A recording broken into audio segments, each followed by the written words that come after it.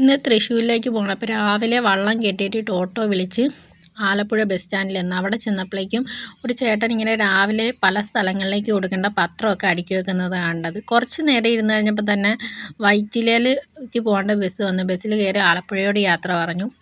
വൈറ്റിലയിൽ ചെന്ന് കഴിഞ്ഞ് തൃശ്ശൂർ വണ്ടി കയറി. തൃശ്ശൂരിൽ നിന്ന് നേരെ നമ്മൾ ഇറങ്ങിയത് പുതുക്കാട് എന്ന് പറഞ്ഞൊരു സ്റ്റോപ്പിലാണ്. ഞാൻ ആദ്യമായിട്ടാണ് ഈ സ്ഥലമൊക്കെ കാണുന്നത്.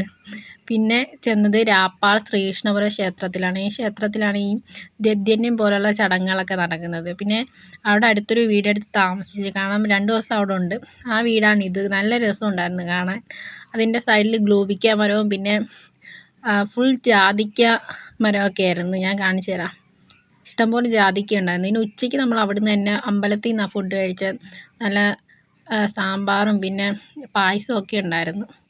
അത് കഴിഞ്ഞ് ഞാൻ അവിടെ അടുത്തൊരു പുഴയുണ്ട്. ആ പുഴയുടെ തീരത്താണ്. അതാണ് കുറുമാലി റിവർ. അവിടെ എഴുതി വെച്ചിട്ടുണ്ട്. രാപ്പാൾ ക്ഷേത്രത്തിൻ്റെ സൈഡിലായിട്ടാണ് ഈ പുഴ ഒഴുകുന്നത്. നല്ല രസമുണ്ടായിരുന്നു കാണാൻ. പിന്നെ നമ്മൾ ഇങ്ങോട്ട് വന്നത് പുതുക്കാട് ബസ് സ്റ്റാൻഡിൻ്റെ അവിടെ നിന്ന് ബസ്സിൽ കയറിയായിരുന്നു.